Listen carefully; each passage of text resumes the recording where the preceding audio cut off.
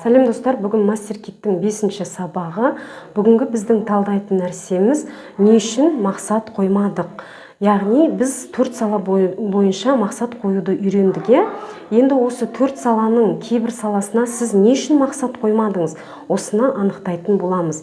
Бұны анықтау үшін біз төмендегі 2 сұрақты алдымен талдап өтейік. Ол зачем және почему, Почему и зачем, не үшін және неге. Осы 2 сұрақты талдау арқылы біз өзімізді түсінетін боламыз. Күнделікті өмірде біз адамдар неге деген сұрақты көп қояды екенбіз өзімізге. Неге мынау болмады, неге мынау бұлай болды, неге мынау болмай жатыр деген сияқты. Осы неге деген сұрақ, осы сұрақ өте қауіпті сұрақ екен. Себебі бұл біздің күнделікті жаттанды санамыздың бізді қолайсыздыққа ұшыратпау үшін қоятын сұрағы екенін түсінуіміз қажет. Яғни сізді санаңыз құтқарып алу үшін осы сұрақты қояды. Және бұл сұраққа жауап іздеу де бізді ешқандай нәтижеге, көрсеткішке, белгілі бір деңгейге алып келмейді екен. Енді ақиқатқа жету үшін, яғни өзімізді түсіну үшін неге деген сұрақты емес, не үшін деген сұрақты қойып үйренуіміз қажет екен. Көбіне не үшін деген сұрақты санасы ашылған, өзіндегі бір барлық жағдайды өзгеден емес, өзінен көретін адамдар қоя алады екен. Сонымен ары қарай не үшін деген сұрақты, яғни зачем, не үшін деген сұрақты қою барысында біз өзімізді кінәлаудан аулақ болуымыз қажет. Бұл бірінші қағида. Осыны есте сақтап алыңыздар. Келесі, дәл қазіргі сәтте сананы ашатын бір жатуды жасап көрейік.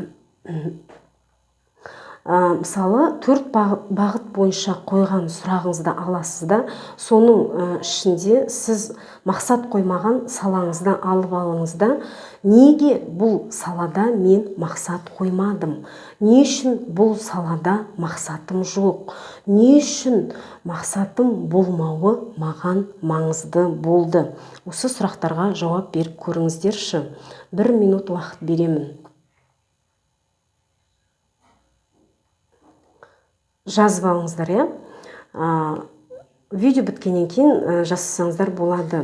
Сонымен, егер жоғарыдағы 3 сұраққа жауап беру қиын болатын болса, онда сіздерге көмекші құрал бір сөзді айтамын. Ол есесіне, зато деген сөз. Яғни, менде бұл салада мақсат болмауымның есесіне менде мына нәрсе бар. Бұл салада мақсат қоймауымның нәтижесінде есесіне менде мына нәрсе болуы мүмкін, болды, болады. Яғни есесіне деген сұрақ арқылы өзіңізді сұрағыңызға жауап алуыңызға болады. Түсініңіздер ме? Сонымен жоғарыдағы 3 сұрақты өзімізге қоямыз. Одан кейін егер жауап күрделі болып жатса, есесіне зато деген сөзді пайдаланамыз. Бұл жаттығуларды жасауға 10 минут уақыт кетеді. Жасап көрсеңіздер, біраз инсайт аласыздар. Міндетті түрде жасап, бөлісіңіздер. Жазбаша мәтінін де жіберетін боламын. Келесі сабақта кездескенше сау болыңыздар.